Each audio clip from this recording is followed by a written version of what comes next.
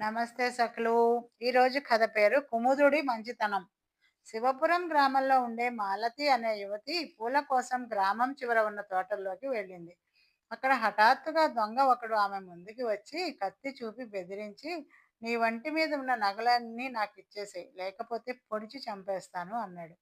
మాలతి మెడలో బంగారు గొలుసు ఒంటిపేటది ఉన్నది. రెండు చేతులకి కలిపి 4 బంగారు గాజులు ఉన్నాయి. కాళ్లకు వెండి గజ్జెలు ఉన్నాయి. ఈ నగలు పోతే మళ్ళీ చేయించుకునేందుకు జీవితకాలం సంపాదన కావాలి. మాలతి ఏం చేయాలా అని ఆలోచిస్తుండగా ఎక్కడి నుంచో ఒక యువకుడు వచ్చి దొంగ మీద కలియబడ్డాడు. దొంగ వద్ద కత్తి ఉన్నది. యువకుడి వద్ద ఆయుధమేమీ లేదు. అయినా యువకుడు ధైర్యంగా దొంగతో పోట్లాడి తరిమేశాడు. మాలతి ఆనందం కొద్దీ చప్పట్లు కొట్టి వాడి సాహసాన్ని మెచ్చుకొని వివరాలు అడిగింది. నా పేరు కుముదుడు. నాకు చాలా విద్యలు వచ్చు. నా తండ్రి ముసలివాడు. ఇంట్లోనే ఉండి ఏ వడ్రంగి పనో చేసి డబ్బులు సంపాదించమంటాడు. నేను బయట రకరకాల పనులు చేసి బోలెడు డబ్బు సంపాదిస్తూ నా తండ్రిని చక్కగా చూసుకుంటున్నాను. మాకు మేమిద్దరమే తప్ప ఇంకెవరూ లేరు. మాది పొరుగున ఉన్న చంద్రాయపల్లె. ఇక నీ వివరాలేమిటో చెప్పు. ఆడపిల్లవు. ఒంటరిగా ఊరి చివరికి ఎందుకొచ్చావు అని అడిగాడు ఆ యువకుడు. నా పేరు మాలతి. నాకు తండ్రి తప్ప ఎవ్వరూ లేరు. ఆయనకు ఎక్కడ లేని డబ్బాశ. రకరకాల అత్తర్లు చేసి అమ్ముతాడు. అత్తర్ల కోసం పూలు నేనే తేవాలి. చేసిన అత్తర్లు నేనే అమ్మాలి. ఆయన ఎక్కువగా కదలలేడు. తిరగలేక చస్తున్నానంటే వినడు.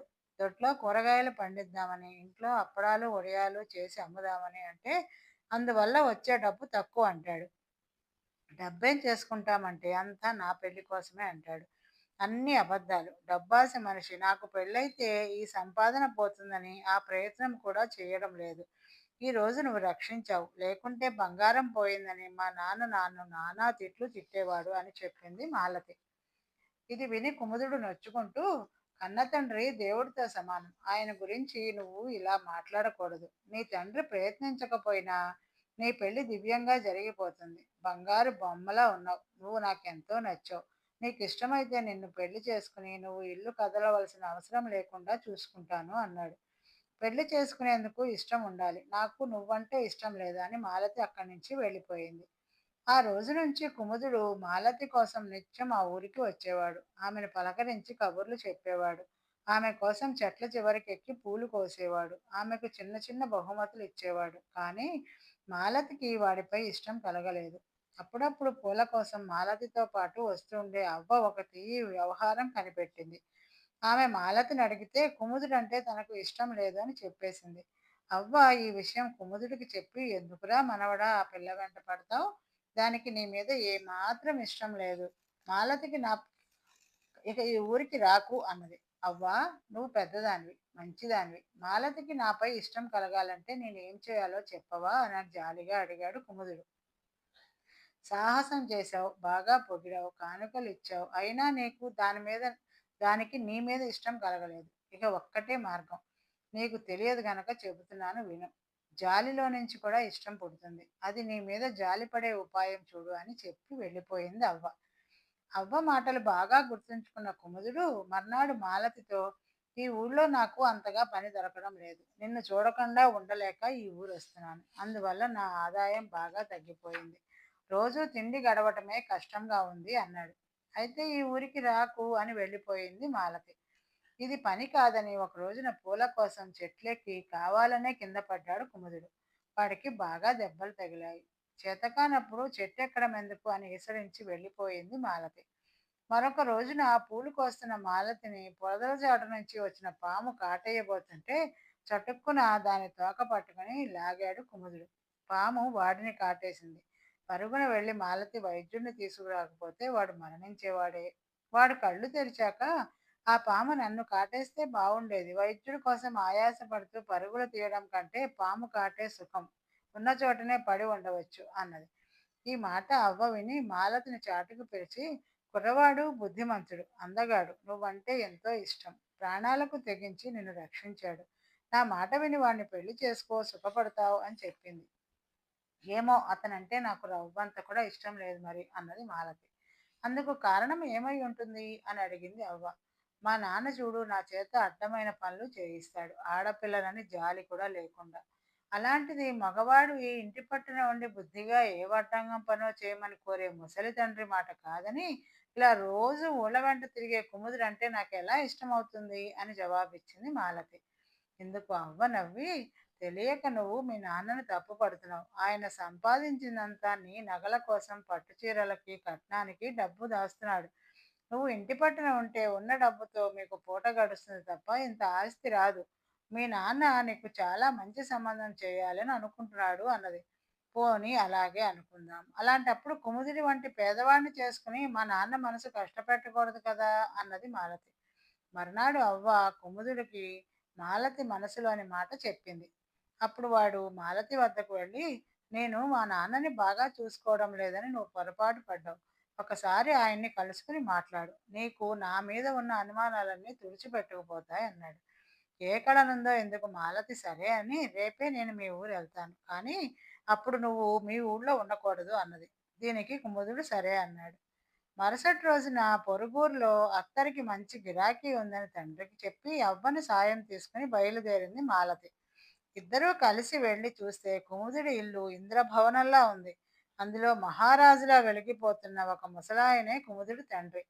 ఇంట్లో అన్ని అవసరాలు చూడడానికి ఒక మంట మనిషి, ఒక పనివాడు కూడా ఉన్నారు. ఇది చూసి మాలతి ఆశ్చర్యపడుతూ ముసలాయన్ని పలకరించి తను తెచ్చిన అత్తరు గురించి చెప్పి, ఇంట్లో ఇంకెవరూ లేరా అని అడిగింది. ఇందుకు ముసలాయన అయిష్టంగా, ఉన్నాడు ఒక్కగానొక కొడుకు, పేరు కుముదుడు. అన్ని లేకి బుద్ధులు. ఇంటి పట్టున ఉండి ఏ వడ్రంగం చేసుకోరా అంటే ఊళ్ళ వెంట తిరుగుతూ ఉంటాడు. నా మాట వినడు అన్నాడు. అప్పుడు అవ్వ కల్పించుకుని, మీరు బాగా ఆస్తిపరుల్లా ఉన్నారు. మీ వాడు ఇంట్లో ఉంటే మాత్రం వడ్రంగం చేసుకోవడం ఎందుకు?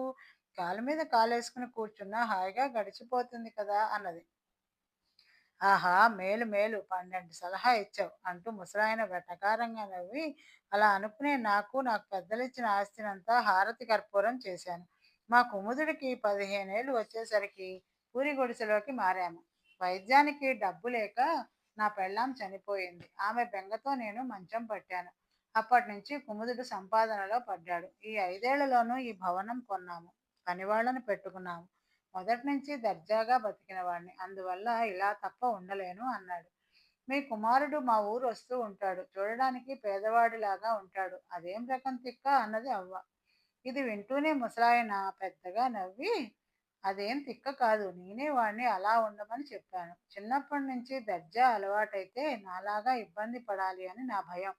వాడి పుట్టుకతోనే ఆస్తి పోవడం మొదలు. వాడికే అదృష్టం ఉంటే నా ఆస్తి పోయేది కాదు. ఇప్పుడైనా నా అదృష్టం కొద్దీ వాడికి 4 డబ్బులు దొరుకుతున్నాయి.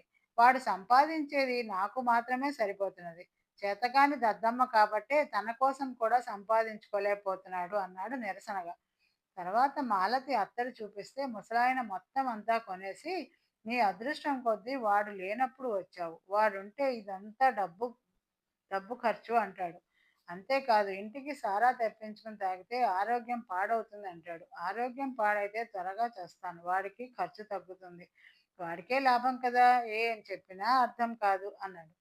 మాలతి, అవ్వ అక్కడి నుంచి తిరుగు ప్రయాణం అయ్యారు. అవ్వ మాలతితో, తండ్రి నీ ఎదుట తనను మెచ్చుకుంటాడని కుముదుడు ఆశపడ్డాడు. వాడికి నీకు పెళ్లి యోగం ఉన్నట్లు లేదు అన్నది.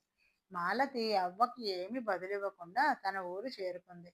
అక్కడ ఎదురైన కుముదుడితో, మీ నాన్నని చూశాను అన్నది. కుముదుడు నవ్వి, నేను మీ నాన్నని చూసి మాట్లాడాను. ఆయన నా గురించి అంతా విని నాకు అత్తరు చేయడం నేర్పుతానన్నాడు. తన డబ్బంతా మనదేనన్నాడు. కొన్నాళ్ళు మనం ఈ ఊళ్ళోనే ఉంటే తను మా నాన్న దగ్గరకు వెళ్ళి కోడల్ని బాగా చూసుకునే పద్ధతులు నేర్పిస్తా అన్నాడు. మన పెళ్లి నిశ్చయమైపోయింది అన్నాడు. నేను మన పెళ్లికి ఒప్పుకుంటానని ఎలా అనుకున్నావు అన్నది మాలతి ఆశ్చర్యంగా. ఎలా అనుకున్నానో చెప్పమంటావా? అయితే విను. అవ్వ చెప్పే వరకు నాకు ఈ ఆలోచన కలగలేదు. మా నాన్నను కలుసుకున్న నా శత్రువులు కూడా నా మీద జాలిపడి నన్ను అభిమానించారు. నువ్వెందుకు జాలిపడవు?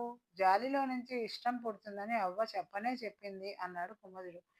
కన్న తండ్రి అయి ఉండి ఇతరులతో తనను గురించి ఒక్క మంచి మాట అనకపోగా తన పట్ల శత్రువులా ప్రవర్తించే తండ్రికి సకల సదుపాయాలు చేసిన కుముదుడు మంచితనము, పెళ్ళయ్యాక కూడా కూతురి సుఖం గురించి ఆలోచించే తన తండ్రి మనస్తత్వము గురించి బాగా ఆలోచించిన మాలతికి కుముదుడిపై జాలితో పాటు చెప్పలేనంత ప్రేమ కలిగింది.